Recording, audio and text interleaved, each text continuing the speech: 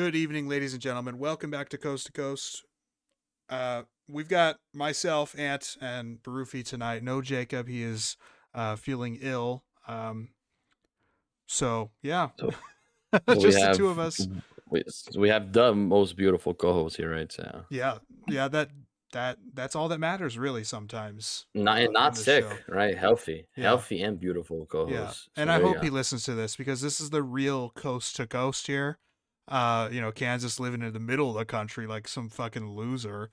No, We're let over me here let on me the know. coast. Yeah. Sheesh, let me know. Actually, on the coast, right? Yeah, And exactly. Exactly. look at the name of the pod, right? Yeah. Yo, the program. It's a damn Was it was shame. it was it A-Rod saying about talking about COVID being transmitted through 4G? Was A-Rod 5G. saying that? 5G. And it 5G. A-Rod was saying that, right? Rogers himself and Robert F. Kennedy as well, RFK Jr. Yeah, well, I mean, yeah. Yeah. I mean, well, and I'm just, we're sitting Jacob just to ensure nothing gets transmitted Yeah. to our listeners, right? So, Oh, sure, absolutely. Yeah, you speaking gotta of be, yeah. the coast to coast and the logo and everything, which the logo is Mm-hmm. on screen for the listeners, but I want to pull it up for you as well real quick just so I can try to estimate where he is on the logo. Maybe Mm-hmm. that the stupidest segment ever if I can even find the uh, image here. Content creation podcast. No, that's not it. I going through my file folders here. Um, Wonderful. Here it is. Okay, I found it. There it is for you. I I see would it. say Yeah, he's like well, right here, like right on the he's, S, toward the top of he's the there. this toward the top of the bottom S there on the There left somewhere, side. right? Yeah, He's there in that somewhere. general area. You're down here, probably All right the way about that down. angle No, a there. little lower, no, a little lower, a little lower. Okay. Yeah, Yeah, up there is Miami's pretty more north. tall. It's a pretty tall Very metro tall. area, so Very and tall, then yeah. I would be like here-ish, right inside the C, right inside the second C, probably. Okay. Yeah. Okay. So San not Jose's a exactly little on more the south, coast. right? Yeah, yeah. But Yeah. it's a quick drive, unlike 1,000 miles. So yeah. Yeah. Do you think he ever sees the coast? I'm sure he's seen the ocean before. I'm pretty sure he's Uh, mentioned that he's done family trips to like a beach house or something on the East Coast. But all jokes aside, we're hoping that he feels better soon so we can do some more awesome games and whatnot that require all three of us to be there. But Absolutely. we can. Speaking of requiring all three, Mhm. right, for our gaming listeners, Elden Ring Night Rain was announced, right? Yeah. And it's a three-player co-op game that's coming out. And hear this, right? You can either play a solo or with two friends. You cannot play with one friend. Oh, that's interesting. So maybe they were thinking about us when they made that decision. Yeah, we get a coast to coast Elden Ring Yeah, night tree more to playthrough. follow. Yeah, more to follow. Yeah, maybe. We got aspirations for 2025. It's not just the US government with Project 2025. It's the Coast to Coast 2025 as well. There's a project 2025. Let's go. Yeah, it was this crazy batshit document that was being floated around and everything and Of uh, course. it's Where have I heard this before, right? yeah, yeah. A lot of places really. Is what it Mm-hmm. comes down to, but yeah, so we do have a lot of ambitions moving forward, and don't you worry if you were afraid that we weren't going to be posting during the holiday. We will be hopefully prepping some fun miscellaneous Mm-hmm. games Mm-hmm. um, Mm-hmm. Mm-hmm. that you guys can enjoy over the holiday. So Mm-hmm. we're gonna stay right here for you guys' entertainment. So I hope you guys enjoy. Please consider sticking around if you like the rest of this episode. Um, Absolutely goaded. but yeah, so we are at the very end, or at least entering the very end of the regular season for the NFL. And for a lot of teams, it seems that the story's been told for their season, but there are a few more still in the hunt. There are a few, I guess, miracles that could happen for other teams as well. But We are. It's gonna take a miracle. It's Oh gonna yeah, take a miracle, all right. yeah. And every week we're going to be narrowing it down and figuring out exactly what this playoff is going to look like. But listen, week 15 was a very important week for a lot of teams. Some of them it wrote their death certificate, and some of them it helped them stay alive. Some of them it helps with seeding. Some of them, it gives them another push to win the division. So I just wanted to briefly go over all of them here, and starting Let's do it. with playoffpredictors.com, starting with the Miami Dolphins Oh at no, the no, Houston no, Texans. no, I'm so no, sorry that we're no. starting this way, but here we are. Oh, I'll let you take it away. Go ahead. man, what a brutal game, man. I mean, defense. Oh my God, my dad is yelling. I think Panthers scored. Oh my God. Oh Live my God, goal did we? update. Let's see. Holy shit, guys. Panthers hockey, guys. Panthers Did it happen? hockey. It I'm looks behind like them. it. It looks like It's it. atrás, it's atrás. They came in celebrating. Panthers goal. Live update. Look, there we Live go, guys. update Look, on Coast to live Coast. How updates. about it? I haven't seen it. They're way ahead of me. Commenting back to the shit game. We're going from heaven to hell here. I thought defense had a phenomenal game. I was looking at a statistic. They allowed 16 yards per drive to the Texans. The whole game, and we lost by 8. And I mean, Tua and the offense, super disappointing. It's a complete bummer for multiple reasons. First off, I'm tired of seeing this shit. Like, when I finally get excited, finally, something's happening. They're challenging. Something's happening, and I feel like we're going somewhere. And this happens every single year. We don't go anywhere, obviously. But Yeah. then to make matters worse, we never seem to be able to play complementary football, right? Mhm. And in this case here, 10 of their 20 points came off of turnovers. Tua had 3 INTs, Mhm. which I don't think all of them was his fault. I mean, not that it really matters at all. I'm frustrated at the guy. But what I'm trying to say here is, it's obviously don't think he's a solution. I already had a number of conversations about this past week. I'm not defending the guy at all, but what I'm trying to say is this team is troublesome through and through. Right. I'll get to one of the picks specifically, and I want to get to that. But also 3 picks and a fumble that were, I mean, one of the picks came at the end of the half, and after the defense forced a turnover. Yeah. And not only did we not capitalize it, they capitalized off of it. Mhm. 3 of their 7 points off turnovers. Defense played their ass off, but I mean, that was a playoff defense. Yeah. In a very important game. It was a very good defense. I feel like both defenses in this game played really well, and Yep. gave their offenses a chance to win. And it's really a shame that the Miami's defense plays that well. I mean, and to a degree, it has kind of been the story of the Texans offense anyway over the last 3 months, even where if they can't establish a run game, or if they can't protect CJ Stroud at a decent enough level, then they're not going to produce any kind of offense. And I was gonna get to this as well. If I'm a Texans fan, I'm not encouraged by this team. Oh, me like neither. at all. Yeah. Like at all. You get 4 turnovers, and I mean, not that the game was close, but Miami had a chance, but multiple chances to win it. Right. Or do something better. And I mean, they just ended up just completely. I mean, McDaniel in some shit calls, Tua in some shit throws, some shit reads.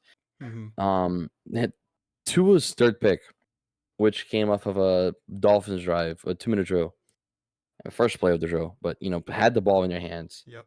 With a chance to tie it. If he leads, I don't know if you saw the pick, but he could have led.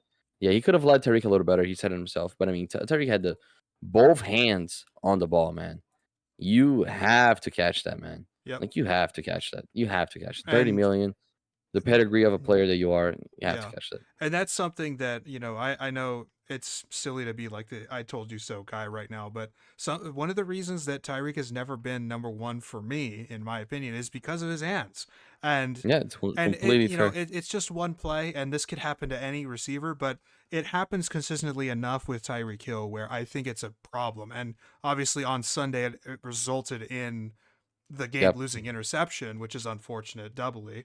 But yeah, that's a problem, and that the other problem are the contracts that the team overall has been giving out. Like Yeah, it's too many really extensions problematic. yeah, I mean, too many extensions while we haven't proven anything to me is just silly. Yeah, Very, very silly. You haven't proven anything. Why are we like handing out extensions like it's nothing, right? right. Like Tyreek Hill, arguably certainly is worth the 30 million AAV, but I when definitely think when so, he's but not yeah. being featured enough in this offense, and when he does get featured, it's not for much. They haven't been able to pull off a lot of explosive, big chunk plays that we've been No, accustomed to in the last couple of and years.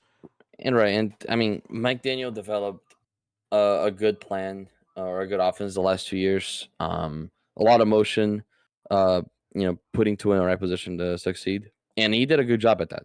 You know, but teams figure it out. I mean, it's the team that sees the most double high in the Hmm. whole league for good reason, Right. right? But you have to be able to adjust, man. I mean, Waddle and Tariq, they can play underneath as well. You don't have to send them long every single snap. Like they can Yeah. play underneath just fine. And I think And that's kind of one of the trends that we're seeing all season, though, is that you really want like above average or good players that are very scheme versatile over mhm, players who are masters at one scheme but can't really play other ones. one I thousand think that's percent. shown a big time like deal throughout the entire season for several teams. A lot of high powered offenses from 2022, 2023 are really struggling in Mhm, 2024 because they don't have the scheme versatility. The 49ers being another one of those where they can't separate against man coverage, especially with Ayuk out. So the slowness of that receiving unit yeah, between Debo Samuel and Jawan Jennings, who runs a 4.740, as much as I love him, but like they can't get open versus man. So when you don't yep, have a playmaker like that, to open things up, and obviously Ricky Pearsall hasn't been getting involved nearly as much as I think he should, or would hope at this point. Obviously, it creates big problems, and I think that is something also that the Miami Dolphins are struggling with. They have oh, great yeah. talented players, but they're not very versatile, or they're not being used for their versatility right now. If I were to rank the problems with this team, for me, first is coaching. This team is way too talented to be like this. Yeah. Maybe You there? I've seen teams with far less talent play much, much better. Right. And a second for me is Tua. Again, disappointing in a big game. Mm-hmm. Um, and I mean, the thing with Greer, and he's gonna be my third one here, is I think he made a good roster. I think he made very good decisions. Did some good contracts. I don't know about the extensions, but contracts overall, I thought were fine. His problem for me is two. One is completely neglecting the backup quarterback position, Mm-hmm. um, especially knowing who your starter is. Yep. And secondly, is neglecting the O line, and that to me is a fireable offense by itself because um, the O line is far and away the most important position of football. I mean, the most important group, right? Far Right. and away. Yeah. Obviously, quarterback is the most individual important position. Oh my God, they're yelling goal again because the last goal, you heard it Yeah. because the last goal they challenged it and they took it away for Oh offside. wow. Okay. Yeah, but now I'm being spoiled for a third goal here, so at least I'm getting some happiness here. So now it's But 3-1. now it's 3-1. Yep, Nice. perfect. Um, talking about Greer and neglecting the O line. Question to you on that point, right? Yeah. Would you rather have a I'm not gonna say 10 out of 10 because 10 out of 10 kind of breaks it.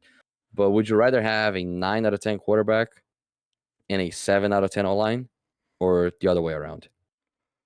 Oh man, it is a really I think the question becomes a lot tougher if the numbers are further apart. So I So don't know let's how say your scale 6 out of is. 10. Is your Let's scale say 6 out of 7 10. being average or 5? Because that Let's ultimately say is the 6. Let's say 6. Let's move the number to 6 and call 6 average. okay. Okay? So average quarterback, but elite O line, and elite Yep. quarterback versus. I would take the elite quarterback over the average O line That's personally. fair. But it also depends who your quarterback is and how he Right. plays. But for If me, he's a that pocket elite, quarterback, I don't yes. know. But that for me, that elite 9 out of 10 quarterback is like a Josh Allen, basically. And I Fair think enough. also And the yeah, Bills' offensive line is a bit mediocre. Like it's pretty much down the middle. I think they have good pieces there, but collectively play wise, fair sometimes they enough. struggle. So I think that would that's actually like kind of the perfect comparison. I think for that scenario.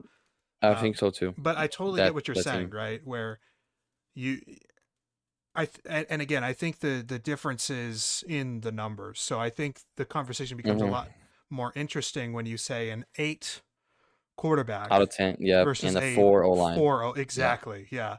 That becomes a lot more In different. that case, I'm always taking the 8 O-line and a 4 quarterback. Yeah, cuz I mean like the quarterback is below average then at a 4 But out then you of have a 10, very good but you have O-line. a great offensive line and then it comes to the point where you just need to find the quarterback. And it sounds a bit simpler, right? But it's still a tough Mhm. question because you see a team like the Falcons, for example, who've had a good O line for the last 4 years or so, but Yeah, they haven't yeah. found the quarterback, right? And that now Yeah, obviously they which hope is why that I'm excited to see Penix. right, Which they is why hope I'm yeah, excited to see Penix. yeah, they hope that Penix is the guy, and he certainly could be. Even with all the whole draft, debacle and everything, in Mhm. April, he's still a very talented player. I think he can find success in the NFL. And so, if that does Yep. happen for them to their benefit, then that's great. He has a chance to lead them into the postseason, which we'll talk about soon, later Perfect. in this Mhm. episode. But yeah. Mhm. The other thing with the Dolphins, though, I know we're doing a bit of a deep dive here, but I think they're a very fascinating team in general. And obviously, you're a fan as well. So we'll spend extra time. But um, Mhm. it's kind of funny that I made the joke about because everyone makes fun of Tua when he turns the ball over, and they make Yep, it yep. in tandem with the name, and so Tua Trashvilo is one that I use in jest, Mm, and Tua turn the ball yep. over is another really popular one. But Right. something that I said earlier this week, maybe it was on Monday, yeah, no, yesterday. Dolphins are not winning with inept Tua as quarterback. And again, as a joke, right? But it's Yep, felt yep. that way, right? And that's to me is almost like a perfect word, a perfect way to describe the offense I is I probably agree inept, with you. you know? Yeah, yeah. And everybody like Tua has to be better, obviously. And it's really But unfortunate. if he's not perfect, this team does absolutely nothing right. Exactly. Yeah. He has to be perfect. Like It's actually kind of crazy how the offense, and you have a great point about coaching and scheme and play calling, because it Mhm. feels like the offense is kind of like the same exact result if you between now with Tua playing versus when he was Mhm. out earlier in the year. It feels like the exact same thing going on, and Yeah, that because you obviously can't I have think that it when you're paying is. your quarterback $200 million. Yep. Yeah, Yeah. and so that's actually a question I would ask you, like how you can't really do much, but what would you do with this quarter with this contract now? You know? Um, the contract is where you get me, but I will tell you, I've had a number of conversations recently about what I would do if I was hired as GM. Mm-hmm. So I'll lay out the plan, and we can probably have another discussion on the contract situation, right? Right. To open the contract situation is if the Broncos are eating 95 million in that cap and succeeding, right? So Mm-hmm. can the Dolphins if they want to do it, Sure. right? It's not a matter. It's not like something that's impossible to do, right? Because I think that you have to accept the losses, right? You can't hang on to it because I don't think it's gonna work. There's nothing to me about this team that tells me that it's gonna work Mm-hmm. the way that it's set up. The two-way quarterback and McDaniel at QB, I think the experiment is over, right? Yeah. So here's what I would do. if I'm the GM, right? I I try to trade what I can. I'm going to a rebuild. There's no reason for me to pay Tariq 30 mil. Ramsey the money he's getting, and I mean, yeah, it sucks because I love both of them. Two of the most exciting players I've seen with my own two eyes in this team. But I'm looking at this objectively, right? Yeah, and they're two And aging players that are still very good at two their aging positions that you can players, get good value absolutely. from. They're not going to be around for the next rebuild, Right. so it makes no sense for me to keep them. As much you know, it hurts me to say this. So I'm gonna do that. And then in the offseason, I am firing McDaniel, and I'm thinking about a guy like Vrabel, because this team is soft as fucking shit, and it needs a guy like that. Mm-hmm. Obviously, I love the likes of Ben Johnson, right? Um, but and I'm not saying that he's a McDaniel 2.0, right? For the being a genius offensively or whatever the hell, but it's time that this team sees a tougher guy leading the charge, maybe. Vrabel has found success with teams that you could argue that were worse in talent. Um, and always had a solid defense. Obviously, had Derrick Henry leading the charge in the offense and whatnot, but I think Vrabel could be what this team is looking for. Mm-hmm. And my priority as GM would be to build a good situation for my next quarterback. So starting with the offensive line, the Yeah. two tackles can stay for the future. They're two very solid tackles, Patrick Bowl and Austin Jackson. They can Mm-hmm. be the tackles for the future. They're young, been growing. Patrick Bowl is drafted similarly to Austin Jackson as a raw prospect, but finding success much earlier than Jackson did. Jackson was considered a complete bust. Yeah. Isn't Paul Beginning kind of end a of a career. freak physically though, He's as well? insane physically. Yeah, Yeah, six similarly foot also seven, three yeah, thirty he's three. massive. Yeah, that's what I Massive, thought. massive. I remember his And he profile that I made for him with this recent class. and he Oops. plays the position super quickly as well. He's agile. Like, Yeah. yeah, he's gonna be good, I think. Austin Jackson, I like him a lot. But you gotta figure out the guard position, man. Guard position is rough. Mm-hmm. So that would be my priority for the next offseason, getting two solid, young as well guards. I'm not saying this is plausible, but making a trade for one maybe. Not a Quentin Nelson of the likes, but a more solid guy, a guy that is going to come in and do good, Mm-hmm. right? Drafting for depth as well, right? And the center, I don't know what's Aaron Brewer's contract, but I like him a lot. And actually, let me tell you how old he is, because depending on his age, that would probably be a guy I would want to re-sign. He's only 27. What is his contract? It looks I like remember. 3 years, $21 million. So through Beautiful. 2026. Oh my! Did we just score again? Oh my God! 4-1, Anthony, against the Minnesota Wild in Minnesota. That's fantastic. Matthew Tkachuk, unbelievable. Anyways, going back to hell, right? So Aaron Brewer, two guards for depth, tackles and tackles for depth. That would be my priority in the offseason. Fix the damn line. Okay. We have Zach Sealer in D tackle, and he's playing phenomenal.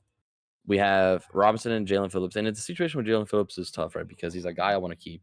Cannot trust his health. And for the future, it doesn't look any better either. So I'll try to Right. get him back in a cheap deal, ideally, but I still need to get depth at the edge position. Bradley's not going to stay around, right? He's coming off an ACL, Mm-hmm. and also aging, expensive, whatever we talked about earlier. So, Maybe you signed Devontae uh, Campbell at linebacker. you see, that is not what I'm gonna do. Okay, that at the wrong foot. Okay, but at least we're seeing eye to eye here, right? Until Mm-hmm. I do that. I will I, say, as a quick mhm. aside on Tua's contract, the Dolphins do have a potential out after the 2026 season. So I guess with your strategy here, would that mean that if you pick high enough, Holy shit, 5-1. Oh my god, they are putting it up right now. Holy shit! I know, right? What did Wow. they say? That's No, big Anthony's time. just shocked. Wait, we scored? Yes, you didn't see that? No, I'm behind you guys. Dude. 4-1, cara. Tá 4-1. Behind you guys, 4-1. Yeah, Teacher, behind you guys. what Well, I'm did ahead you- of you guys.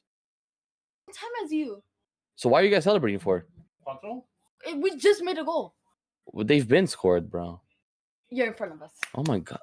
Oh my god, I'm ahead of them. Never mind. Sorry, folks. Jeez. That's fantastic. My goodness. So what I was saying was, you have the potential out in the 2027 off season after the 2026 season. In this strategy, would assuming that you're picking high enough, or maybe even you trade up, because 2026 quarterback class is supposed to be really good. Yeah, it looks like it. Is that Yes. what you would do there? Is you Yes, get a I would quarterback? keep Tua. Yeah, I would keep Tua for one more year. Mhm. To transition for my next quarterback. And if he so happens to be explosive next year, and play good in the games that he usually doesn't, right? Then I mean, I would, maybe consider keeping him, right? Mhm. And I think that's pretty much it. I mean, you have to rebuild the wide receiver position. Just gonna have to, revamp the safeties as well. Javon Holland has been super disappointing this year, man. Super, super disappointing this year. And you'd also have to think about linebackers. I like Jordan Brooks, but he's kind of by himself there. I mean that's pretty much it. My drive home point is you build your offensive line. It has to be a top 10 unit because I'm tired of seeing a battle line. Mhm. I mean, obviously the injury to Austin Jackson doesn't help, and Teron Armstead, right? But Teron Armstead is probably going to retire this year, so you trusting in Patrick Paul. So build the O line, especially for a guy like Devon Achane, that he tries to do what he can, but in the running game, it's just super hard. Yeah. And also the trenches on the defensive side, not just the offensive side, right? That's where I was talking about Zach Sealer, pairing him with another D tackle. Obviously, I love Calais, but Right. aging. Right. I Yeah. think that's pretty much it. I don't think there's much better that you can do if I'm Stephen Ross, in what I would do, or Greer, I guess, in this case, right? But if I'm Ross, I fire McDaniel, fire Greer. Mhm. Yeah. I mean, that's what I would do, yeah. Do you think now prediction? Do you think that McDaniel's done? I think he's done, yeah. Okay. I don't think that Ross has much more patience left, Yeah. and I wouldn't if I was him. It's kind of been ridiculous now. I think it's to a point where you're looking at who you have on the offensive side of the ball and how they're not able to produce points.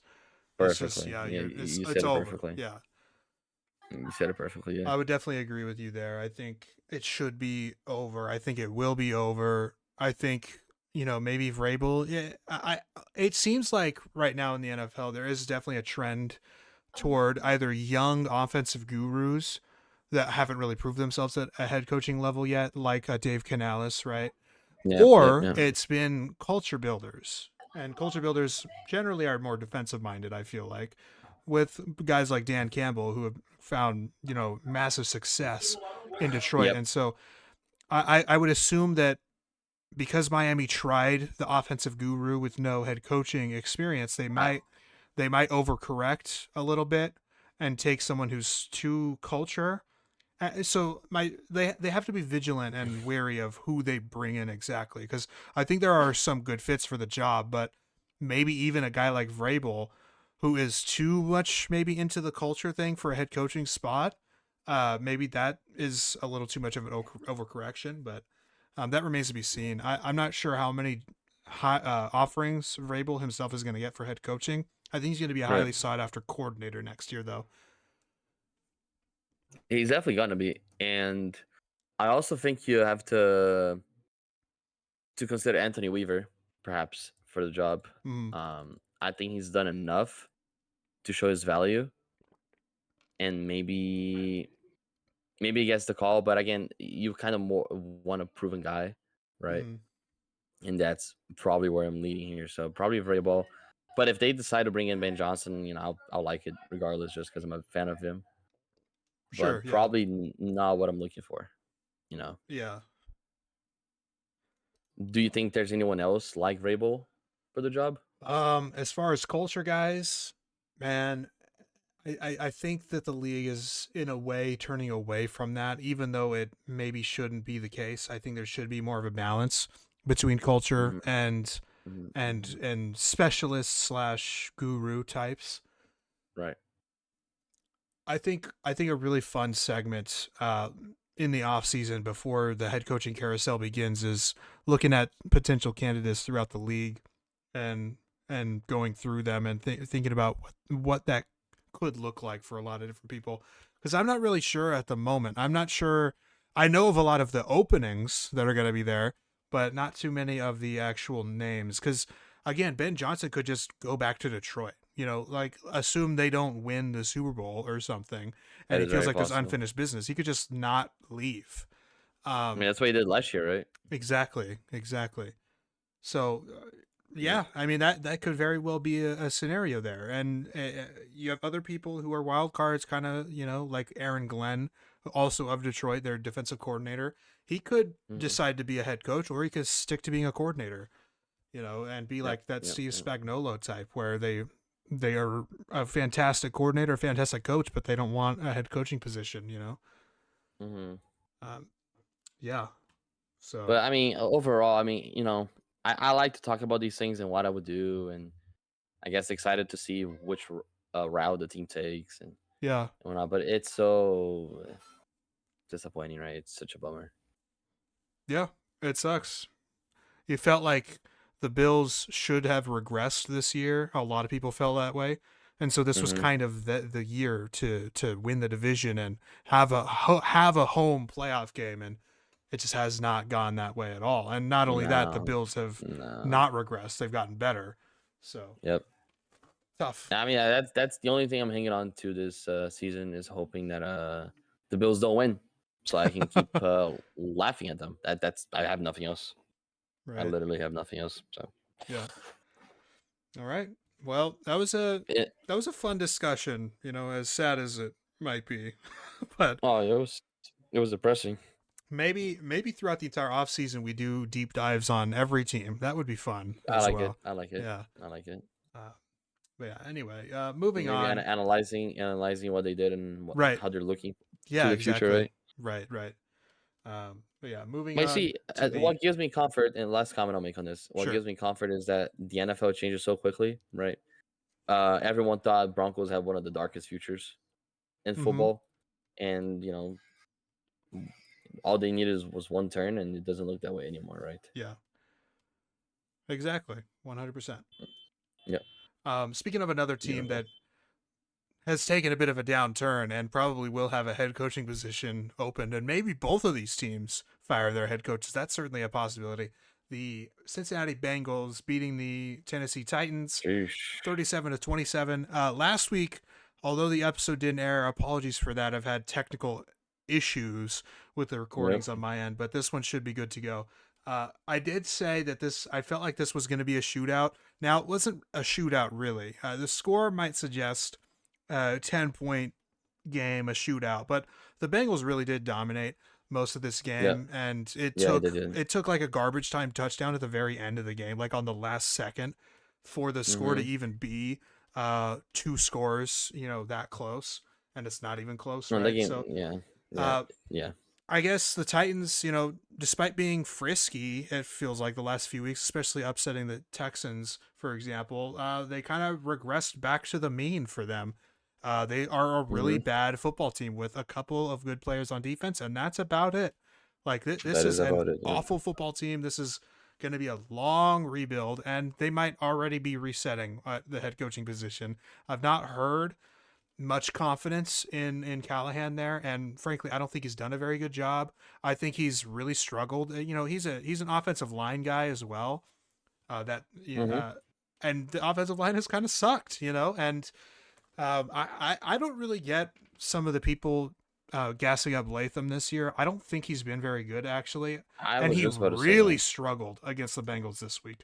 He Really struggled. feels that's we're talking about Patrick Paul, just to contrast here. Massive guy, but he plays the position quick, right? I don't see that in Latham. Mhm. Maybe No, I'm grasping at straws here. that's I kind of exactly I don't what it know. was, even coming out of college. I was not high on Latham at Yeah, all. absolutely. And so I Yeah. think what's kind of happening right now is that Latham is playing just decent enough, I guess, for a rookie, where you're in this in between state where people who are high on Latham coming out are still high on him now and think that he's playing well or playing to his Mhm. strengths at least. And then the people who weren't high on him, who were critical of him coming out, Mhm. are seeing Mhm. every weakness being amplified at the NFL level. And so I'm definitely in that latter camp where I don't Okay. think he's Yeah. played very good at all this year. And I don't think anybody on this line has played well at all. And that doesn't help your quarterback. And as bad as Will Levis has been all year, and as bad as Mason Rudolph has been in relief, who is now going to be the starter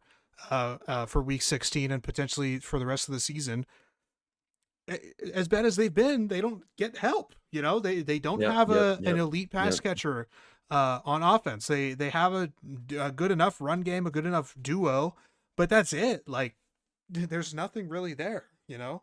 Yeah. Yeah. I agree with you. And I guess it was a little foolish of at least myself and Jacob for thinking that they could be a sneaky team heading, for this season, and they've been the opposite for Yeah. 90% of it. So Yeah. uh, yeah, tough stuff. The Bengals they're mathematically still in, right? They need a lot of help though. They're very similar situation as the Dolphins. Mhm. So not necessarily looking good, right? But Right. yeah, there, I guess. Right. Absolutely. I think even if they win in week 16, they could still be eliminated because of what other teams do. I mean, they need so much help to Yeah. to make it in.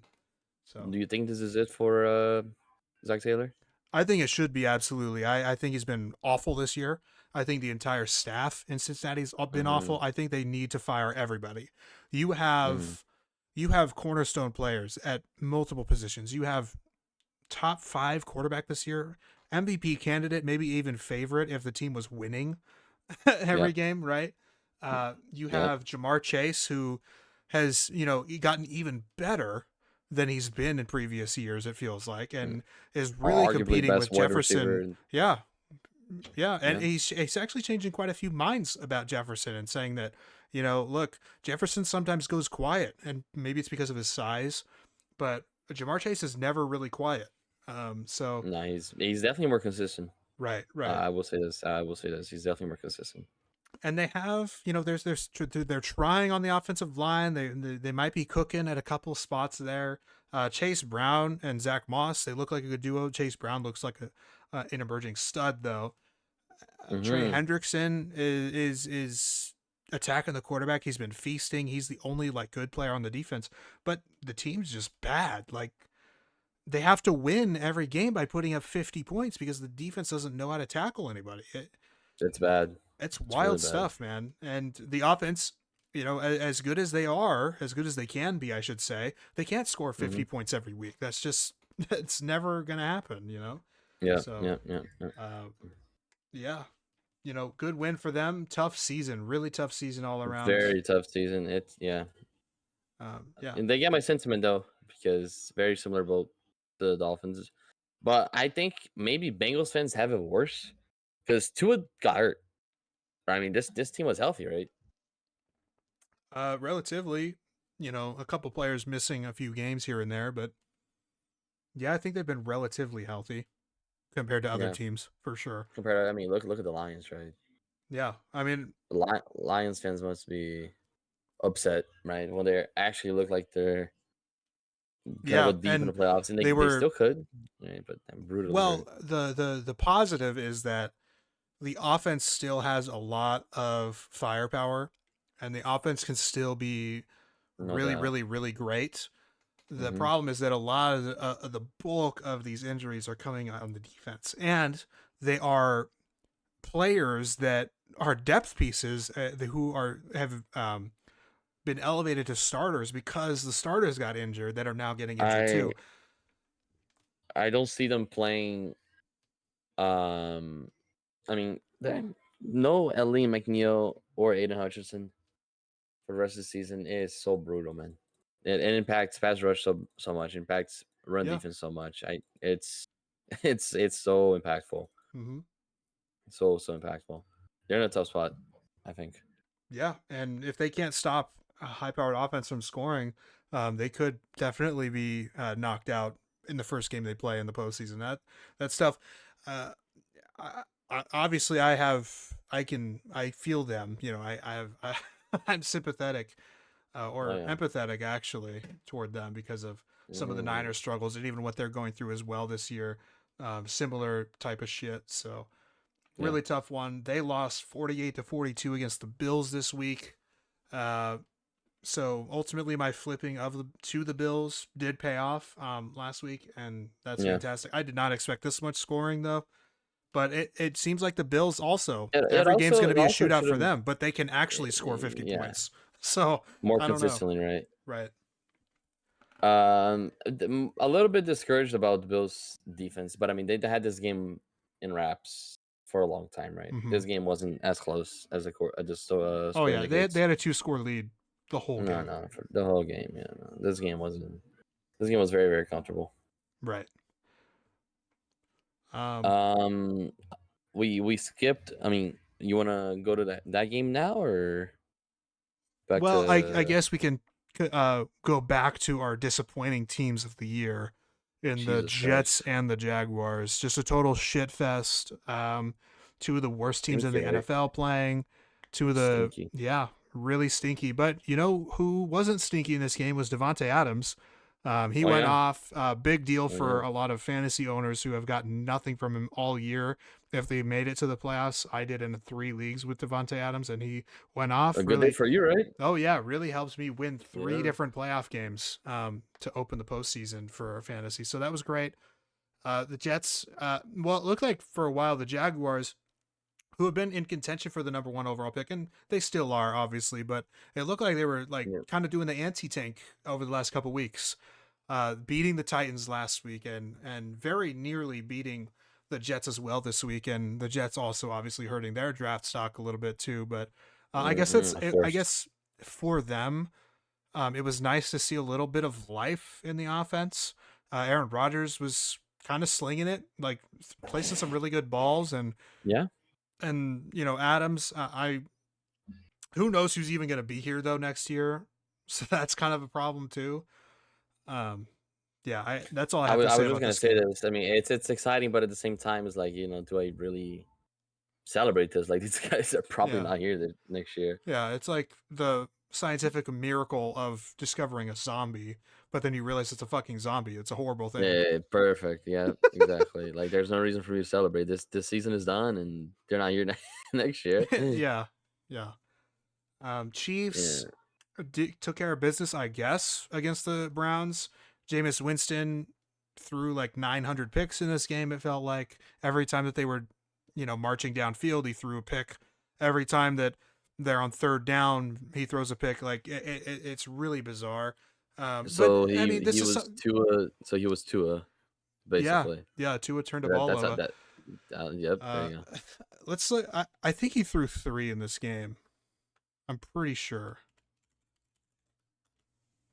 Let's see. Where's the stats? Yep, 3 interceptions, 40.2 quarterback rating. So yeah, I mean, but this is nothing new. We know what Jameis Winston is at this point. It's a occasional explosive play and a lot of really stupid shit. Like that's just what it is. And ultimately, that is what saved the Chiefs in this one. The Chiefs couldn't really do much on offense, and they haven't been able to pretty much all year either. Patrick Mahomes leads the game early with an injury.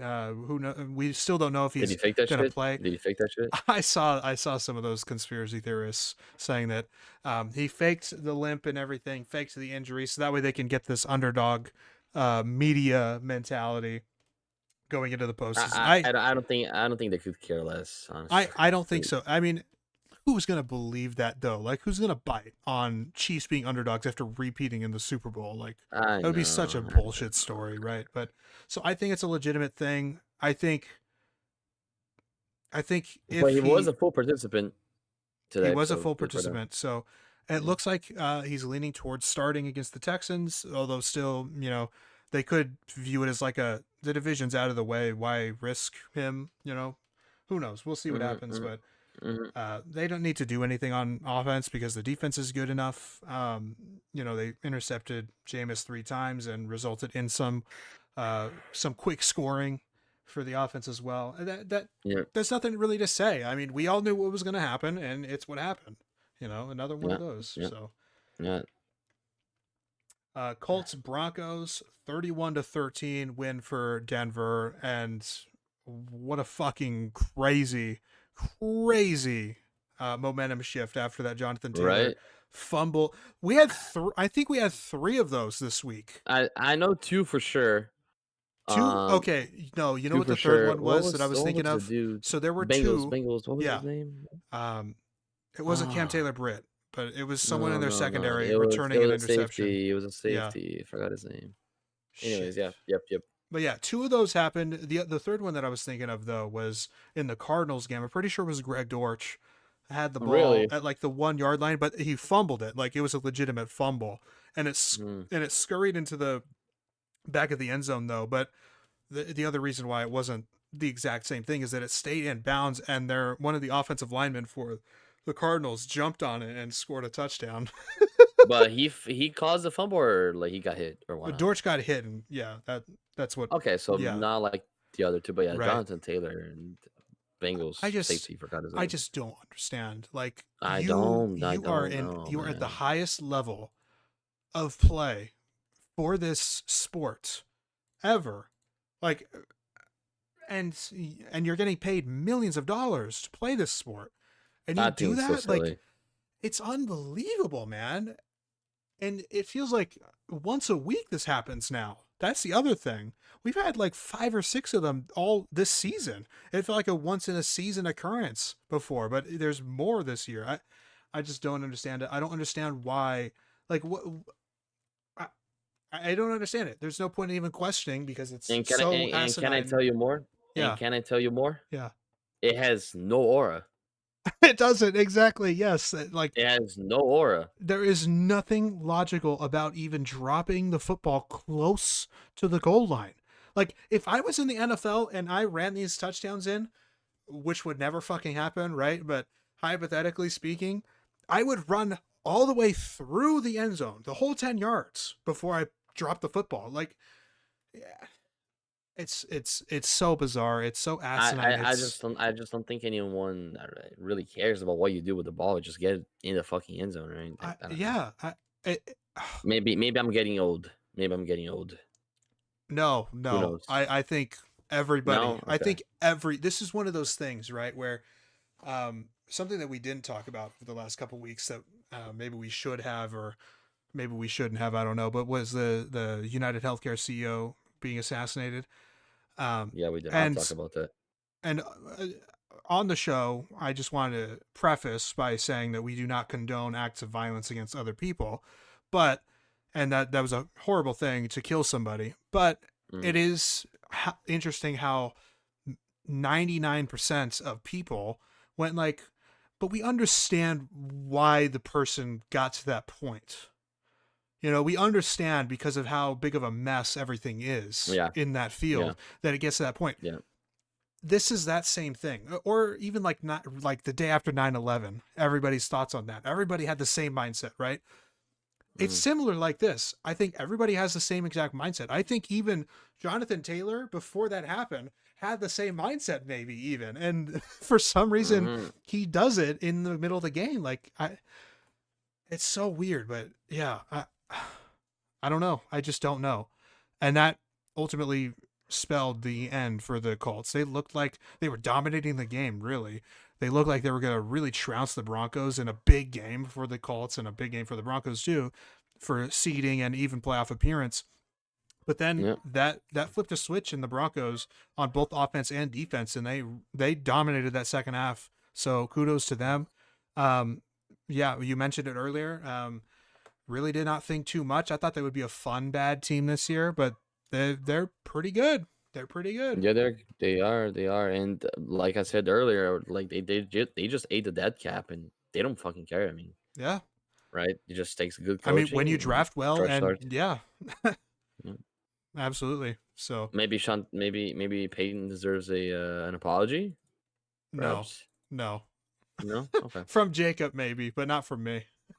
okay. Well, there you go. I was gonna say, oh yeah, another thing that pisses me off this week, and I'm sorry to go back to the Dolphins, but I forgot to say this. Tampa beat the Chargers, and the Broncos beat the Colts. All Miami had to do was win that fucking stinky game and win against the Niners. Hoping Chargers lose to the Broncos, and then they would be the 7th seed. hmm It was not that hard. It was really not that hard. And you had But chances. at Yeah. last, they made it hard. Right. Yeah.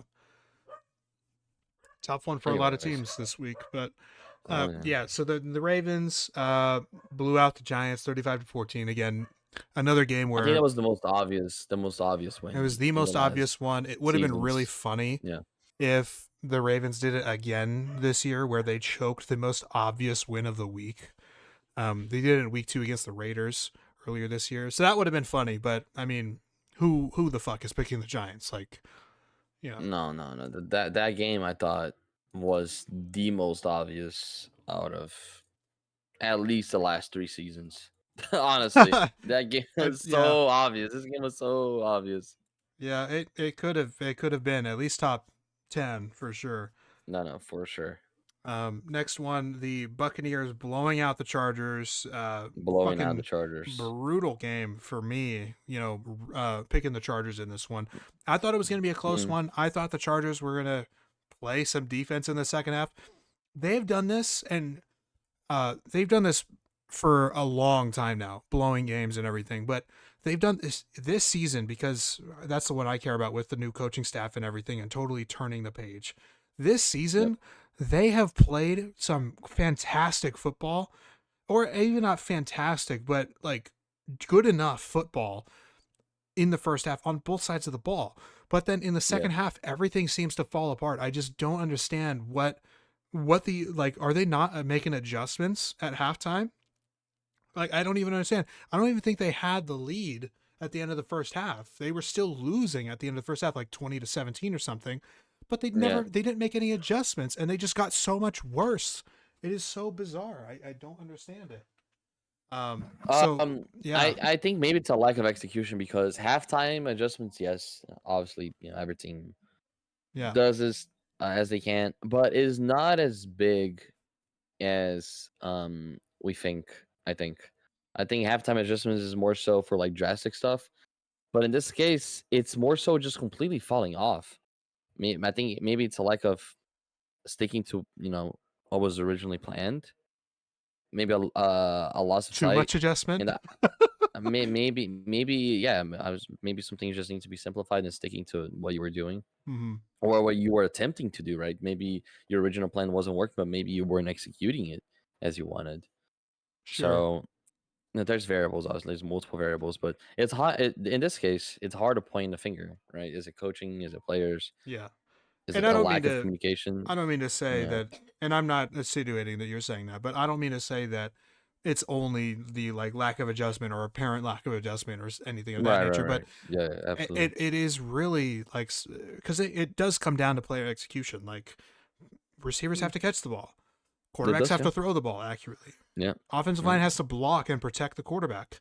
Running backs have to hold on to the football, be secure. Defenses, you have to defend the pass. You have to stop the run. You have to tackle people.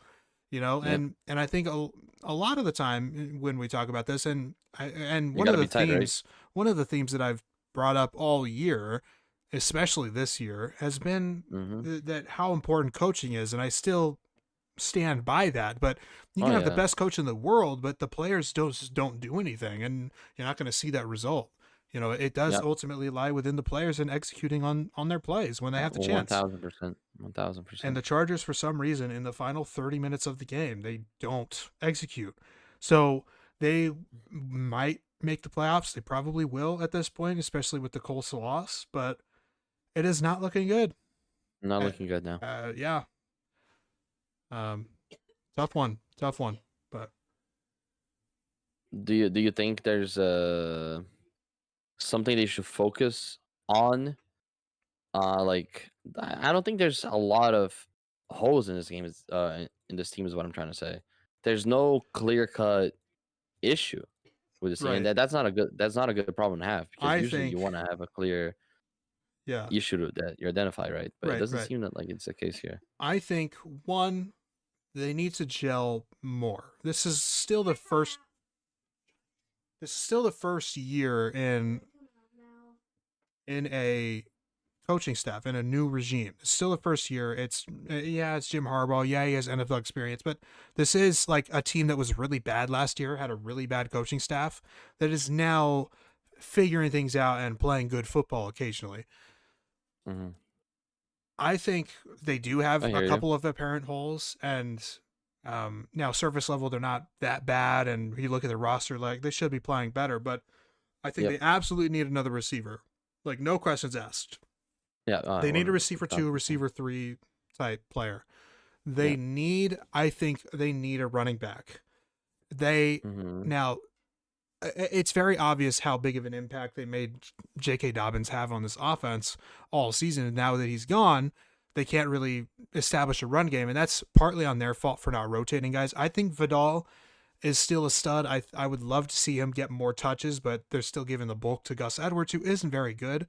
So maybe that's the problem. Maybe they're just not mixing a committee properly. Maybe Vidal is the guy. But surface level, again, I think a sure thing at running back who can stay healthy would really help this team a lot too. And then on the defensive side, I think they still are struggling to stop the run, obviously. So you really need to shore up that interior of the defensive line and your linebackers. And I think they really need a second corner. You know, they tried with J.C. Jackson a couple years ago. That didn't work out. Like, that was a big disaster. So they really do need, I think, a second corner, or even a slot corner or something like that to really shore up, again, that defense, especially over the middle. Those to me are the apparent holes. Okay. Good Right? answer, I think. Yeah. Yeah. Good answer, yeah. The Cardinals dominated. It was a pretty secure win against the Patriots. I don't really have many comments to make on this one. It's a game that the Cardinals should win. They looked good on both sides of the ball, so they're still very much, I guess, in the mix for that division in the NFC West. But I don't see that happening. Spoiler alert.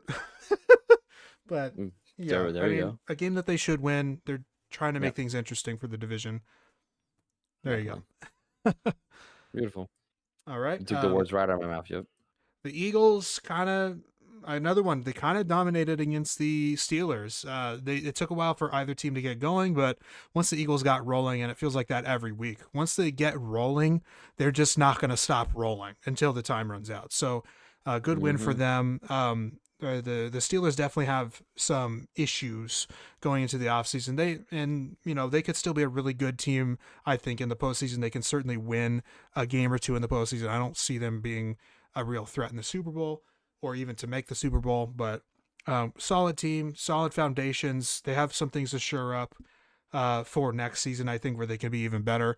But the Eagles really do look like one of the 3 best teams in football right now. And it really does exemplify how important the coordinators are on a team, because they had nobodies not nobodies, but they didn't have sure things at coordinator last year, and both sides of the ball, both units were bad last year, especially down the stretch. This year, you have Kellen Moore, who I'm hot and cold on, but he's very clearly an upgrade. And then Vic Fangio on the defense. And what's the Eagles' strength? They have a lot of names in the secondary. What is Fangio's defense? Connect the dots essentially. Yep. So yeah, coordinator help certainly has done wonders for them. Saquon Barkley, borderline MVP candidate, and for a lot of people, obviously, but in a quarterback centric league and with the season Josh Allen's having, that's not going to happen. But Yep. he's having a fantastic year. He's going to win Offensive Player of the Year. It's either between him or Jamar Chase at this point, really. So Yep. yeah, good win for the Eagles. And now they're tied for the 1 seed with Detroit. So every game's kind of a must win right now. Mm-hmm. On that note, who do you give your vote for Offensive Player of the Year? Offensive. Mhm. I think I have to do Barkley. As impressive as Chase has been this year, I think especially if Barkley breaks the 2,000 yards on the ground, I think that is going to be too big of an achievement to overlook. So Barkley. Yeah, for sure. I agree with you. Yep. Beautiful. Next Just up, want to get out of the way. Falcons at Raiders on Monday. Was this the earlier game or the second game? I mean, they played basically at the same time. I think this was the second game that started. I think so. Yeah. But the Falcons suck, but Stinky game. they could still win the Stinky game. South. We did allude to it earlier. Michael Penix is now named the starter after Yep. Kirk Cousins has been really, really awful for like the last 2 months now. He says he hasn't forgotten how to play. Well, I'm sure that's true, but it has not shown. No, Seeing it's is not. believing. Yep. But yeah, so it's been really, really rough for the Falcons, but they did escape with the win, I guess. The Raiders kind of made it interesting toward the end of the game there. The thing that made me really laugh, though, is the Raiders punt returner calling a fair catch at the 3-yard line, their own 3-yard line. And then the offense comes on the field and gets safetied. Like, what you expect was going to happen? Why would you fair catch at the 3-yard line? If the ball bounces and stays in, then so be it, right? But why would you fair catch it? Like, back. it's another one of those Yep. things where I don't even know if it could be a player error like a fumbling at the 1-yard line is when you didn't need to, right?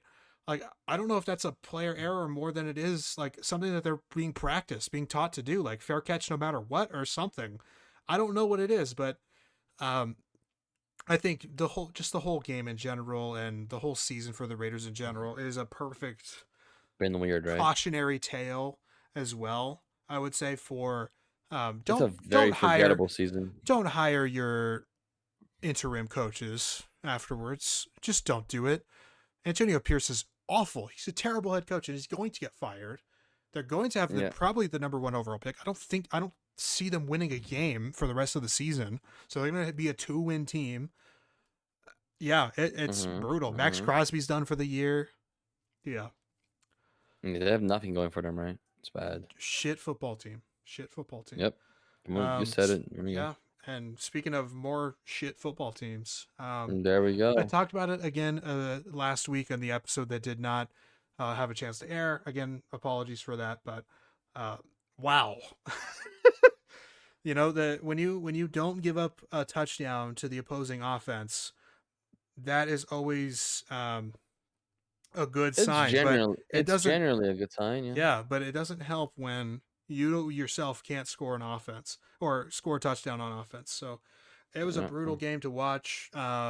It felt like we left a lot of points on the board. Like, it felt like a game of like inches for a lot of plays for us. We realistically could have had 3 interceptions. We should have had 2 interceptions like within the first half, and we could have had 4. So like little things, dropped interceptions, dropped passes, slight overthrows or underthrows by Purdy, running back getting tackled by his own motioning receiver in the backfield. Like little things where this game was so winnable for us, but nothing happened to our benefit in a way. And I'm not trying to say that we're unlucky or anything like that. It does come down to player execution, like I said. Some really bad drops by multiple receivers. Deebo Samuel with the one that probably would have been a touchdown, catching it in stride there. And that would have won. Just scoring that one touchdown would have won the game. Like, that's it, right? That one play. But look, you can't put it all in one play. You can't put it all in one player. You can't put it all in one coach or anything. It was just a real mess of a game. We are still mathematically in, but we need a lot of help. And I don't expect that to happen because of how other teams are playing right now. Other teams are just simply better than us right now, and we have a lot of work to do Yeah. in the off season anyway. So I'm okay Yeah. with resigning for the rest of the year. But one of the things I wanted to touch on before we do the rest of this is some of this discourse around Brock Purdy this week, Well, because what's I think going a on? lot of it is really silly.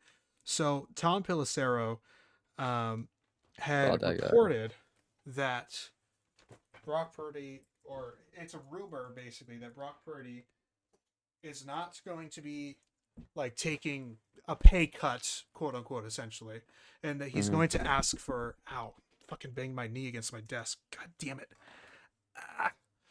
He's going to ask for like his market value, basically. Like he's going to ask for Okay. every penny.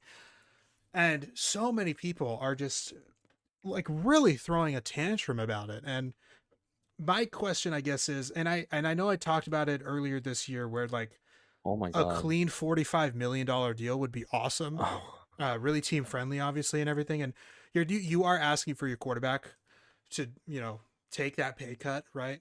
You're asking a lot from him to go below his market value and everything. But that would have Yep, been like yep. the ideal scenario. You get him for like $45 million.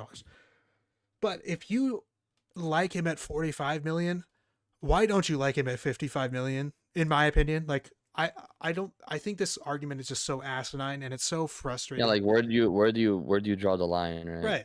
Like I really don't get it. And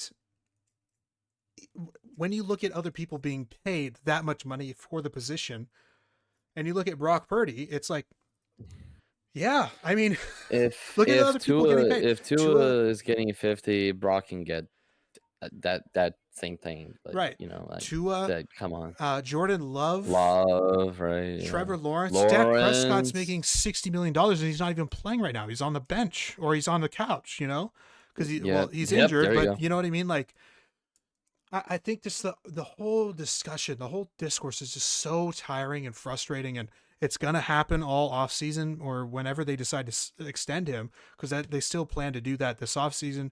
Yeah.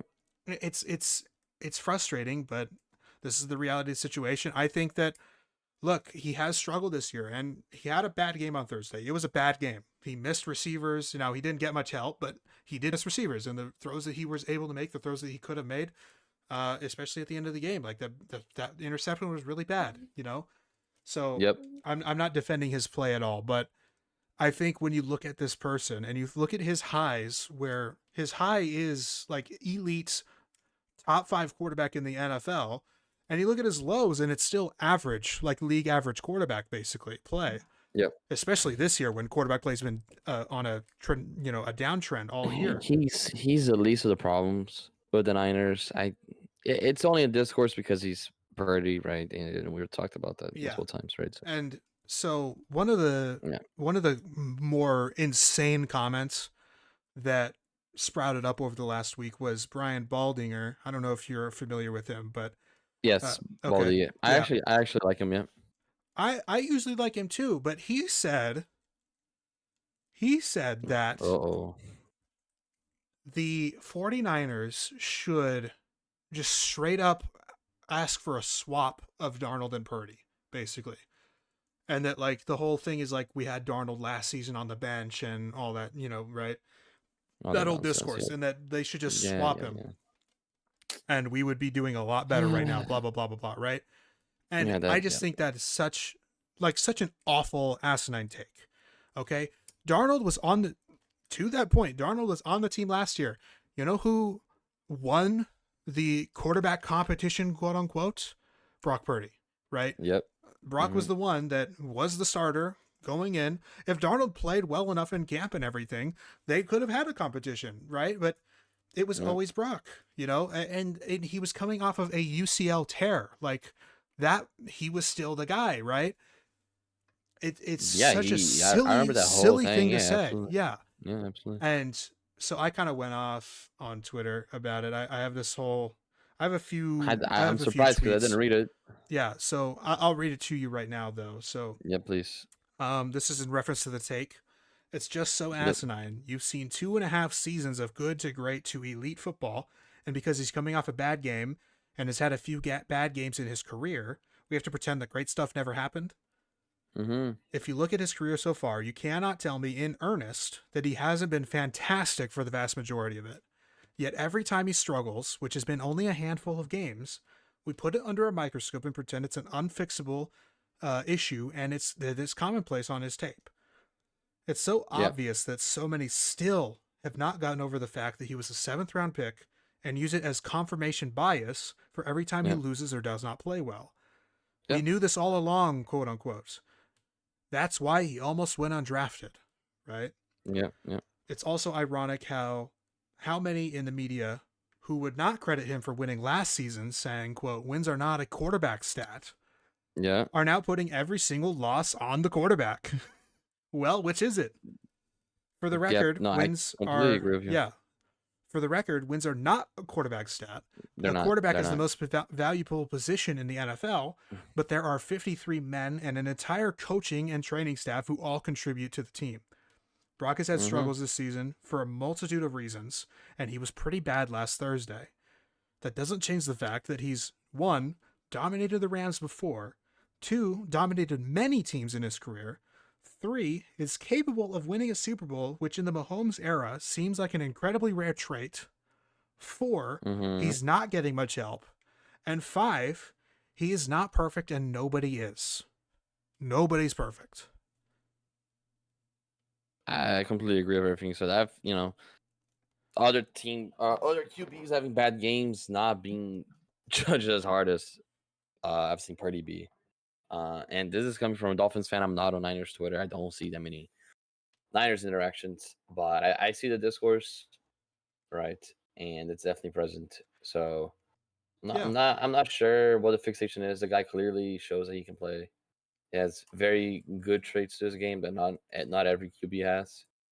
Yes, and I Um, think that his struggles this year have sort of showcased what his, it has amplified some of his weaknesses, right? And I'm Mhm. not, again, I'm not espousing that he's the perfect quarterback or the perfect physical specimen or anything like that. I am well aware of his limitations as a quarterback, but I think a lot of that position is mental, and a lot of that position now is ability to escape the pocket. The pocket passer is Yep. dying, and Brock Purdy Yeah. has quietly, still very few people talk about it, is quietly one of the best quarterbacks in the NFL in terms of footwork, in terms of escaping pressure, in terms of scrambling. And Yep. that's just a fact of the matter. Watch the tape. Like, that's all you have to know, Mhm. So, yeah, he played bad on Thursday. He's had some bad games this year. He's also had some elite games this year.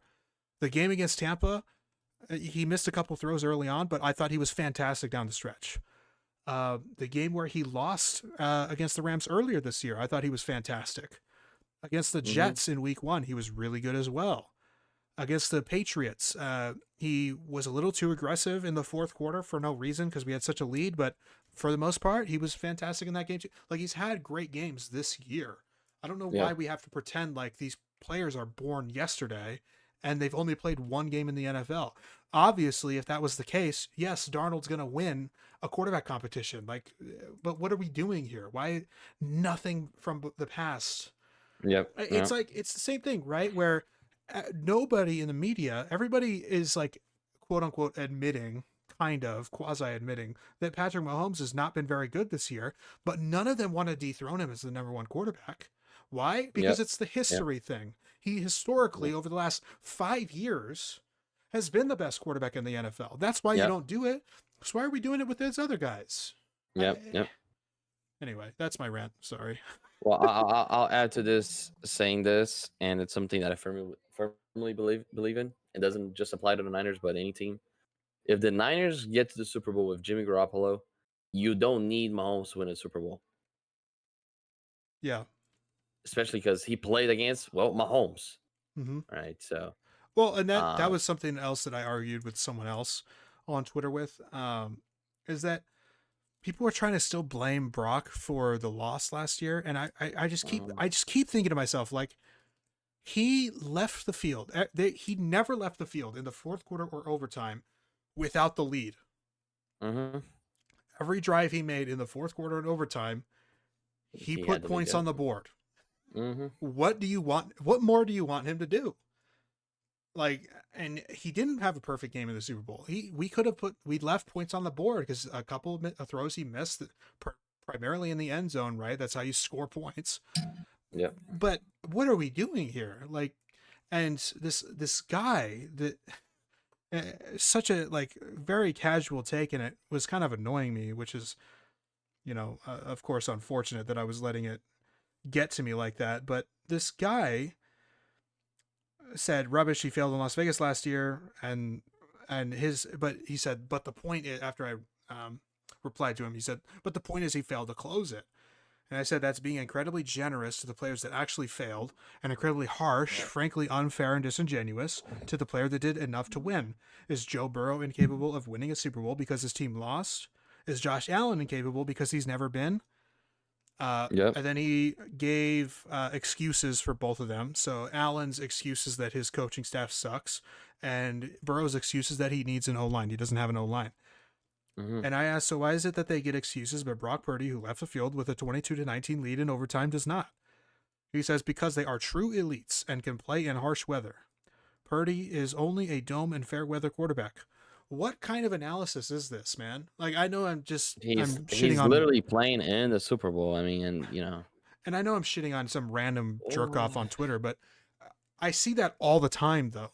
It's not just one guy, this is the discourse, and it's really frustrating. But I've talked so much, but I've talked so much about the 49ers when I really shouldn't have every week, it feels like. So I'm just really passionate about the team. Listen, the same thing with me and the Dolphins, man. I mean, it's different when you're talking about your team and when you're talking about other teams. It's just different. So Sure. I totally feel it. All right. Let's run through these last 4 games here. The Washington Commanders hang on against the Saints. They looked good. They looked sound, but they kind of took the foot off the gas at the end of the game. There was a big officiating debacle in this one too, where for some reason the actual game clock in the game did not run for 4 seconds on the what should have been the final play of the game for the Saints. They clocked it, they spiked the ball at the 1 yard line with 3 seconds left. And then on the final play, the actual final play of the game, they scored a touchdown. Yeah. And that play should never have happened because 4 seconds did not come off the clock for no reason. There was no official timeout. There was no nothing. The play was live and 4 seconds just did not come off the clock. And so the Saints were able to make it look closer than it was as well by scoring a touchdown, failing the 2-point conversion. Right. But that gave the Washington the win that they should have had, because if the Saints would have won, everybody on earth would have heard about it because it would have been a fucking robbery. So interesting stuff there. I don't know if they've even the NFL has even disclosed an explanation for it or anything. It's just like kind of, it happened, whatever, Yep. The Cowboys dominated against the Panthers. They were turnover creating machines on defense in this one. I think we all picked the Panthers last week. Because they've been playing really good football. They've been really frisky. Bryce Young has looked really good. And then in this one, it is regression to the mean, kind of like what we said with the Titans. It was brutal. And it wasn't all like Bryce Young's fault or anything. He still made a couple throws, but he wasn't very good in this game. And he also fumbled the ball twice, threw a pick, maybe 2. Like, there were a lot of turnovers in this one. So, yeah, really tough game. The Cowboys pulled away in the second half. I mean, in Carolina as well. I mean, that's disappointing. Because Cowboys have nothing going for them, right? Well, they're healthier on defense now, and that part of what makes sense about the turnovers, I guess. But yeah, not much, that's for sure. No, yeah. But I mean, well, that's just the NFL for you, right? Some games will just go like this. You don't have an explanation for it. Yeah, and then it makes you think as well, like if Dak was playing still, the Cowboys, because they've been able to win some games, with Cooper Rush, the Cowboys could very much be in the mix as well for the postseason. So things get a lot more interesting. But yeah. Packers took care of business and dominated against the Seahawks. Geno Smith left with an injury early, and Sam Howell took over and looked like the worst quarterback I've ever seen. So fun stuff there. The Packers are really coming alive. They're gearing up for the postseason. So good for them. Then the Bears stunk it up Comfortable win. on Monday. Yeah, comfortable win.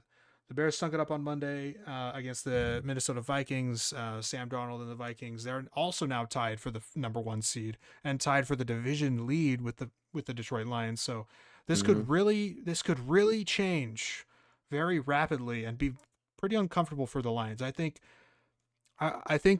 they would much rather obviously play at home and also play with the first round bye. So hopefully they can hang on to that for their sakes. But if they have to play as the 5 seed on the road in what would probably be Tampa, I think that's a tough game for them.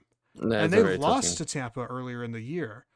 And now they're a lot less healthy. And Tampa, by measure, is, I would say, healthier than they were at that time as well. So that would be a really, really brutal one and a tough one to man, we're going to get eliminated now after this season. So something to monitor for sure. But that's week 15 for you guys. We had 2-3 long rants in there, so I hope you enjoyed the long rants. We're going to go rapid fire picks here for week 16 to close out the show. Thursday night football, we got the Browns at the Bengals. I've got the Bengals. I have no score predictions this week, just straight up. Sounds good. Also Bengals for me. Yeah, should be comfortable. I don't expect the Browns to put anything up really serious on the board, and the Bengals are going to score on them. So, absolutely. Houston Texans at the Kansas City Chiefs. I have the Chiefs winning if Mahomes plays, and it sounds like he's going to at this point because he was a full participant at practice, which we alluded to or said directly rather than alluded to earlier. So that's a tough one. I think the Texans are a first round exit at this point. I'm not convinced at all by them, especially offensively. So this will be a tough one, really, even without Mahomes playing, I think. Let me just pause and say something real quick. Okay. The Panthers are beating the Minnesota Wild by 6-1. Wow. And Minnesota. That's big time. That is big time. Are the Wild really good this year? The Wild are 4th in the whole league this year. All right. Well, there you go. And they have a MVP candidate and Kaprizov. So there you go. Heavyweight battle. Heavyweight battle indeed. And I'm watching them on Friday against the St. Louis Blues. Should be fun. Oh, nice. Yeah.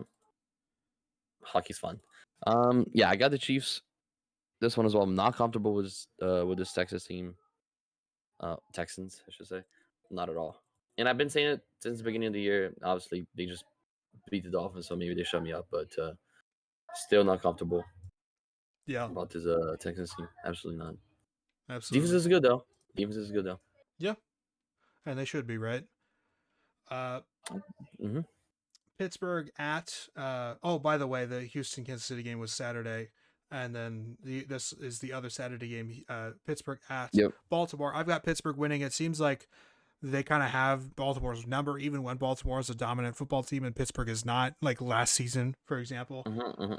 I think George Pickens might be back as well, so that's another factor in this game for the Steelers. Yep. So I've got them edging it out. I think obviously the Ravens are capable of winning this game. It's kind of a toss-up, but as most divisional games are in the AFC North. But okay. I see where you're coming from, but I think Baltimore's building some good things, and I've been high on them all year. In Baltimore, I think they get back at Pittsburgh here. Sure, I go with Baltimore in this one. Their defense has been playing better the last few weeks as well. I'll give them that for sure. And I would hope so, right? Because it was very lackluster. Oh, it was bad. Yeah, it was bad. Yeah, absolutely. Tennessee Titans at the Indianapolis Colts. I've got the Colts. If Levis were playing, I think this becomes a very intriguing matchup here. But really? Because the Titans can stop the run at a pretty high level. They have a pretty good defense overall. I think they can really disrupt the pass against a person like Anthony Richardson as well. So if they just had a little bit more firepower on offense, because Mhm. Mason Rudolph ain't cutting it. I'm just gonna shoot you straight there. But Nope. Will Levis can air it out downfield. He can make a couple plays here and there. So Okay. I think if Levis was playing, I would probably switch my pick to the Titans. But I'm pretty comfortable in Colts here. Otherwise, I hear you. Okay. I still going Colts regardless. Yeah, Tennessee is just nothing gives me comfort there. And you said it's not Levis, right? no, it's Mason Rudolph. Yeah, I do like Rudolph, but still going Colts on this one, and they're still alive, right? yeah, they're Somewhat. still alive. This is a must Yeah. win. Every week is a must win for them. They do need help, Yeah. but They didn't have it. Beautiful. Patriots at Bills. No brainer. Bills are winning this game. No brainer. Gonna steamroll probably again. Josh Allen is Mhm. really. I mean, at this point, could you call it stat padding for the MVP?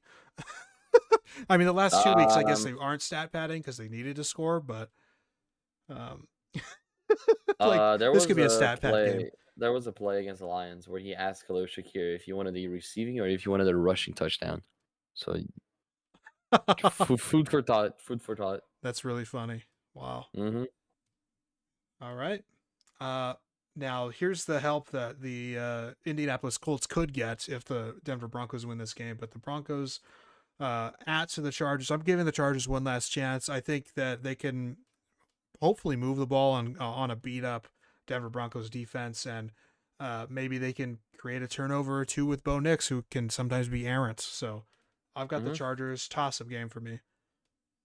It is. It's definitely a toss up, but I'm not confident with what I've seen from LA last game.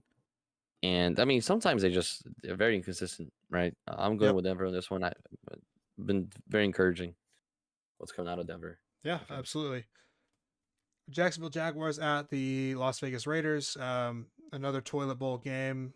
Jacksonville's been in a lot of those recently, especially the last 3 weeks.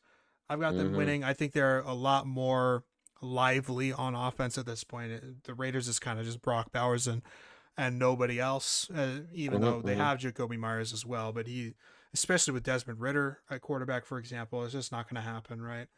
Yeah. So, yeah, the Raiders are Right there, losing, yeah. and Right this there, will probably seal the number one pick for them. But it's between them and the Giants at this point if the Jacksonville wins this game. So I have that happening, but yeah. Do you go Travis Hunter with the 1-1? No.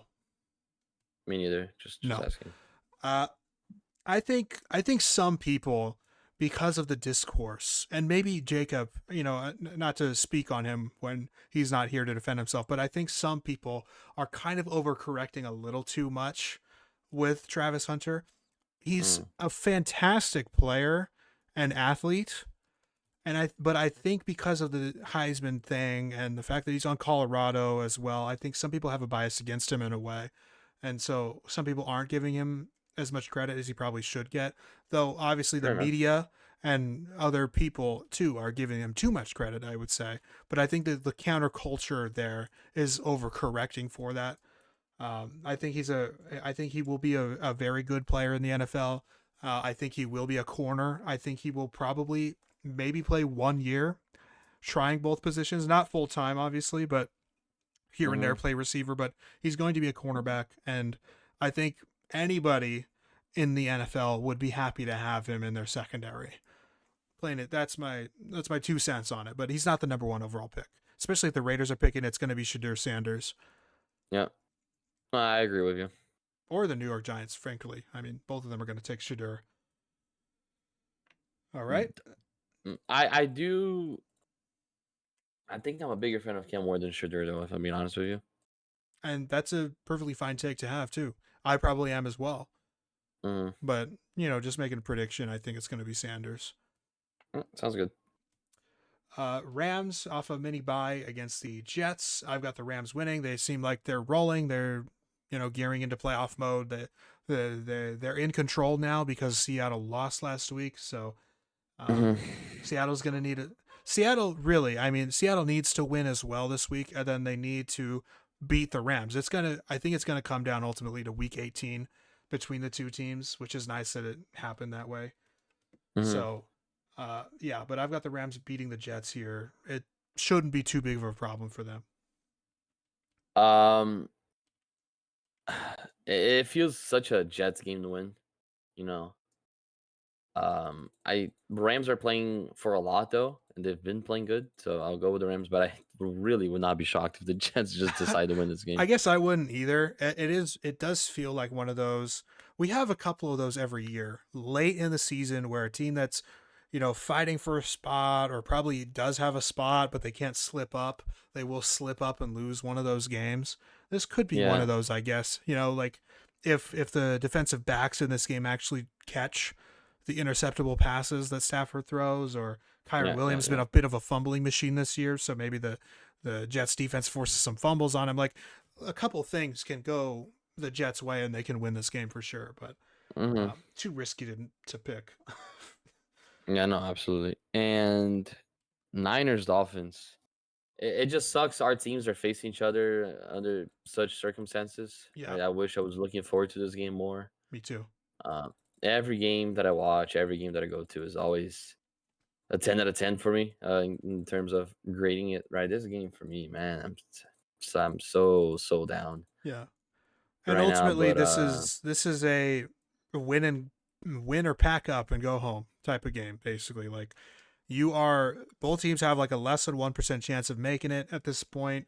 Whoever yeah, wins this game still has a chance, though very small, and whoever loses is done. So this is it, and I guess yeah, in that way it's a little bit more fun, I guess, but it would be a I lot more fun guess if it was like if these we're teams both fighting both, for our lives, like actually with really yeah, good actually chances and whatnot. fighting, or if both Yeah, teams were in the playoffs right now, but if they lose that fighting for a good spot seed. and then Yeah, they need yeah, help afterwards. yeah. That would be a lot more intriguing and thrilling. But I do have the Niners here. I think that especially last week's defensive performance against this current rendition of the Dolphins offense, they can really create turnovers. Hopefully, they can actually capitalize on the turnovers they attempt to create at least, and hmm they can really dominate the game that way. But I'm sure you could say the same for your Dolphins here. I mean, I remember when I was looking at this game when it came out the schedule, and I was so excited for this game, man. I was so excited for this game. And well, I mean, it's just not anymore, right? I mean, there's not much reason to be excited, right? But I'm still probably gonna go to the game, right?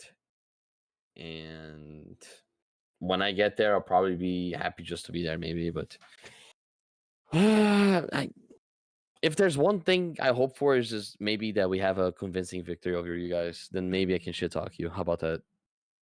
Okay, I'm in. All right, there we go. Yeah. Whoever wins Maybe gets a shit talk next week. there we go. Whoever wins There we go. big gets a shit talk next week. There we go. There we go. If it's an ugly ass game, I'm probably not even. Yeah, there's no point. Yeah, It's a 3-6 yeah, win for one yeah. of us. That would be fucking embarrassing. I don't know.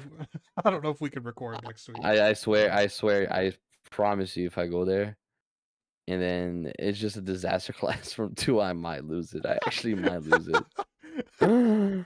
Oh, I swear. Good thing Devondre Campbell is not playing because if Devondre Campbell intercepted to him, oh my god, that would be I would have, brutal. I would have thrown a tantrum. Let me tell you. Yeah. God, I'm so glad that fucker's not playing football right now. Oh my god. Not just not playing, he got suspended, right? Yeah. Even better. Yeah. Even That is better. even better than cutting him outright. So that way he can't go and another team can't poach him and put him on the playoff Yep, roster yep, just to have another body. No, you don't get to be a exactly. playoff. You don't get to be on a playoff team. You're done. Yeah. His career's over. He had to have known that making that decision, but whatever, not my problem. He probably thinking of retirement. Yeah. Anyways, right? Yeah, Right. Yeah. for sure, Yeah, for sure. dumb bitch. I swear, he was such a good player. Not even that long ago. He was an It's all-pro player embarrassing. 2 years ago. Yeah, it is Yeah, embarrassing. embarrassing. Fucking idiot. All right. The Detroit Lions at the Chicago Bears. The Bears are a dumpster fire right now. The Lions. This will be a big game for them to sort of recuperate a little bit and keep themselves in the running for not only the first seed again, but the division title as well. Mm-hmm. Uh, Giants at I mean, Falcons. As for that game, it'll be really funny to see Caleb actually play structured football for once, because it seems like he can never do it, right? Well, That- their that- first meeting was close too. uh, Like it's not impossible, but I mean, yes, but I'm just saying purely playing smart football, right? It's so funny the way he plays, man. That one clip where he's running around and then he hurdles over over nothing. over nothing. It is so funny, so funny. Yeah, I'm with you. But divisional games are always fun. Mm-hmm. Giants at And Falcons. I mean, it's the fucking Um, Giants. Nothing else to say, it's right? the fucking Giants. If Penix sucks though, I guess, but I'm expecting Penix to be okay. I'm expecting him to lean on the run game, which the Giants are atrocious at defending. So, yeah, I've got the Falcons. I mean, Yeah, but how bad does he have to suck? Like a lot, right? I think he has to suck a lot. Like we're not just talking like missing throws. We're talking No, 3 we're interception talking day. generational. We're talking generational sucking. Yep. Yep. All right, cool. Beautiful. Eagles at Commanders. I've got the Eagles again. Eagles again. Another Yep. toss-up game, but I think that they're just, again, like I said it with the Philly Pittsburgh analysis. Once the Eagles get rolling, it's hard to stop them, and we saw that in their first matchup where the Commanders were playing really good football. Looked like they could have won the game in the first half, but the Eagles really came alive in the second one and were able to stop Washington on offense, but also really put some points on the board and solidify that victory on against their defense. So yeah, I've got the Eagles. Me as well, right there with you. Cardinals at Panthers. I'm not picking the Panthers anymore after they let us down last week, so I'm taking Let the us Cardinals. down. Yep. Let me tell you. Yeah. Let me tell you. Yeah. No, right there with you as well. Could they win? Yes. Will they win? No. I'm hoping for a Bryce Young masterclass. Yeah, that would be nice. I've been a big Bryce guy since last season. You guys know that. Yeah. Next up, was that Minnesota and Seattle? That could be game of the week, honestly. Yeah, it should be a fun one. Hopefully Geno Smith plays, because that would be a real bummer if he doesn't. And we had to see Sam Howell instead. If Sam Howell plays, they have a 0% chance of winning. I'm just gonna say that right now. Put it on the airwaves. If Geno Smith wins, Not a big Howell guy. No. And then it was really funny because of how bad he played last week. It took me back to last season when we did our Pro Bowl vote then, and Jacob, again, not to speak ill on him while he's gone and everything, but he wanted us to vote Sam Howell in because he had a lot of yards.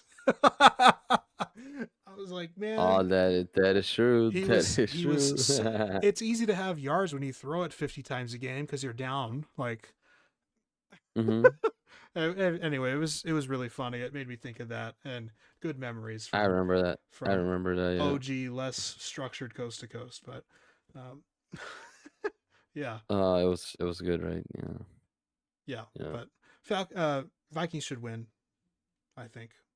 And now again, they're playing for the 1 seed at this point, so a little bit more motivated. I mean, by like 3% more motivated is what I mean, but Yeah. Bucks at Cowboys. The Bucks seem to be rolling here, and it'll be important for them to get another leg up against the Falcons for that division. So I think that they're going to win. I think that the Cowboys' performance last week was a little bit deceiving, maybe for some people, though they could still play spoiler here. If the Cowboys win again, imagine how Cowboys fans are going to be next year. Imagine if we had Dak the whole year.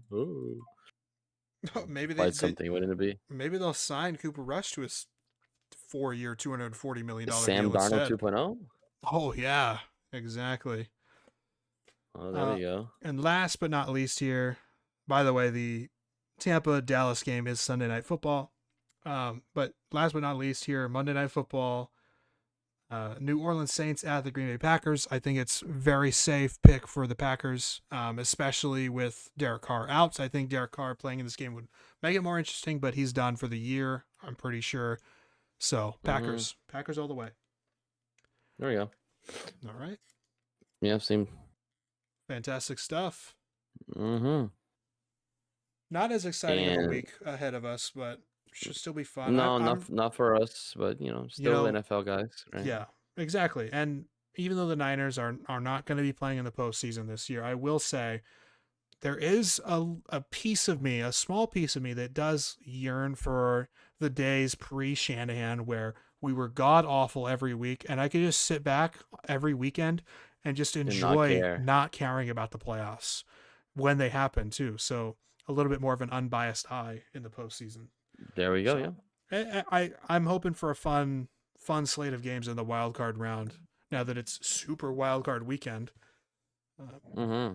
Yeah, good stuff today, Baruffi. Beautiful. Yeah. Yeah, it's again, beautiful. hope that Jacob is able to join us for recordings later this week as we try to stack up for the holiday season, and hope he feels better. But I think we did a pretty good job with just the two of us. I think so. Yeah. So thank you, everybody, for tuning in. If you enjoyed our riveting analysis of NFL football, consider sticking around so you can hear it every week. And even though when the off season comes, it will not be over for Sports Talk for us. We will still have NFL dedicated segments, as well as MLB and probably NBA and NHL postseason as well in the spring and summer. So yeah, NHL guys now. maybe it could be NHL guys. Let's go. 2025, big year. It's Big gonna be a if big true. year. Big if true. Yes, big if true. So, thank you all so much, and we'll see Lovely. you next time.